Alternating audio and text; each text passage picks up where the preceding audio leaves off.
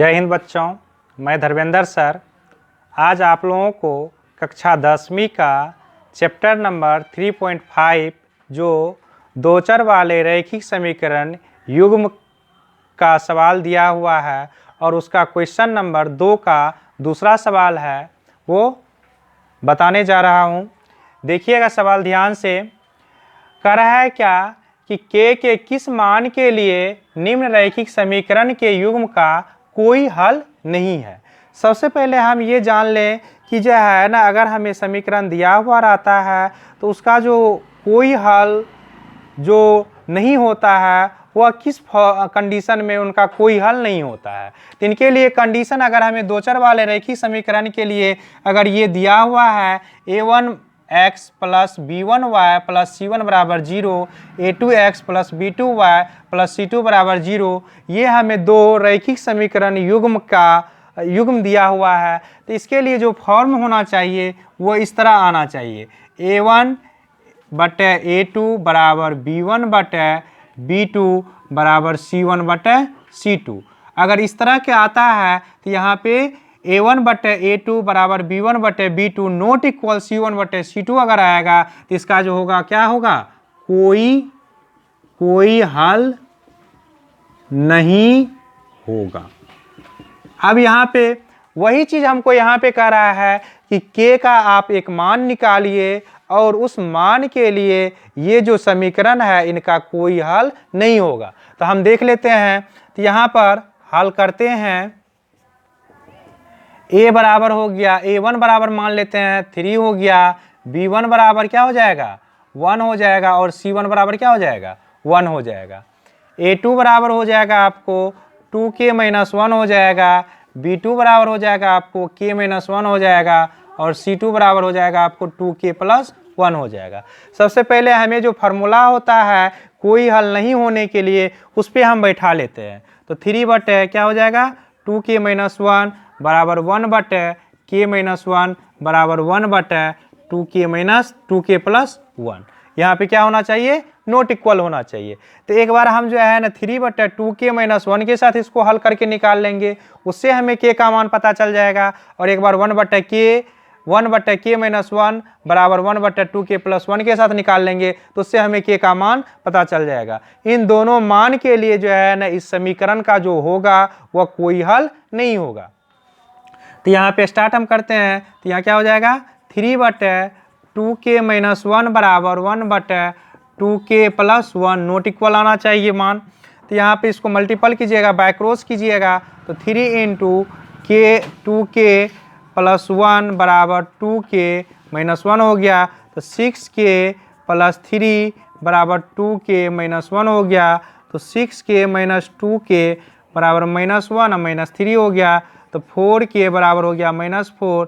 तो k बराबर हो गया -4 बटे 4, 4 से 4 कट गया तो k बराबर हो गया -1। यह सब नॉट इक्वल में आएगा, सबको नॉट इक्वल कर देते हैं। यानी कि k बराबर क्या नहीं आना चाहिए, -1 नहीं आना चाहिए। अगर हमें k बराबर -1 आता है तो फिर इसका क्या होगा, कोई हल नहीं होगा। अब फिर हम दूसरा चेक कर लेते हैं, 1 बटे k - 1 बराबर 1 बटे 2k + 1। यहाँ पर भी बाय क्रॉस कर लेते हैं। तो यहाँ 2k + 1 बराबर क्या हो जाएगा, k - 1 हो जाएगा। तो 2k - k बराबर -1 हो गया। तो k बराबर क्या निकल गया, -2 निकल गया। यानी कि k बराबर जो है ना ही -1 आना चाहिए और ना ही क्या आना चाहिए, -2 आना चाहिए। k बराबर क्या नहीं आना चाहिए, k बराबर -2 और -1 नहीं आना चाहिए।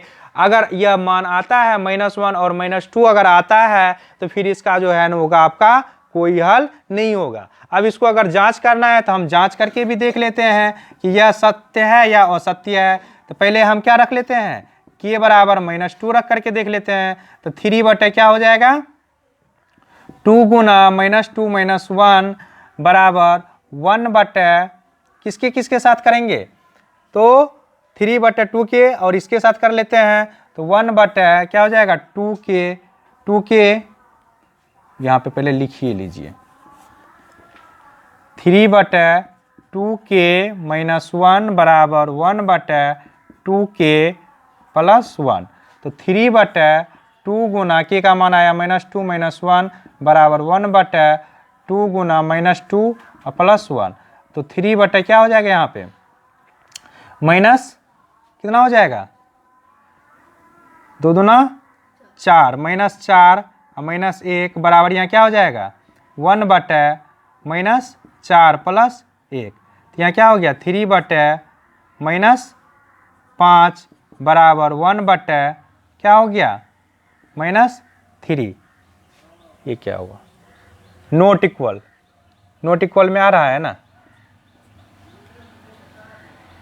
-4 -3 हो गया। ठीक है 3 हो गया और ये तो आ गया। उसके बाद है क्या 1/k - 1 नॉट इक्वल होना चाहिए क्या 1/2k + 1 है। तो यहाँ पे 1/, इसके लिए क्या आया था इसके लिए क्या निकाले थे इसका मान निकला है -, इसका मान रखिए इसमें -1। ये गलत हो गया ये मान गलत रखा गया। इसके लिए मान निकाले हैं हम नॉट इक्वल के लिए क्या निकाले हैं -1 ना निकाले हैं ना। तो यहाँ पर k बराबर -1 रखिए पहले। तो 3/2k - 1 बराबर हो जाएगा 1/2k + 1। तो 3/2 गुना -1 बराबर 1/2 गुना -1 + 1। तो 3 क्या हो जाएगा यहाँ पे -2 और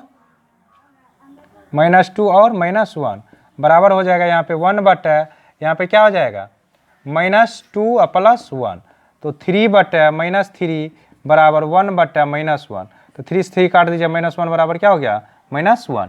मतलब क्या हुआ कि अगर k बराबर -1 आता है तो फिर यह क्या होगा इनका हल नहीं होगा। तो मतलब k बराबर -1 नहीं आना चाहिए। अब इसके लिए हम निकाले हैं क्या 1/k - 1 बराबर 2k + 1। इसके लिए k बराबर क्या निकला है मान -2 निकला है। तो यहाँ पर देख लीजिए -2 - 1 बराबर 1/2 मल्टीपल -2 + 1। तो 1/-3 बराबर 1/-4 + 1। तो 1/-3 बराबर 1/-3।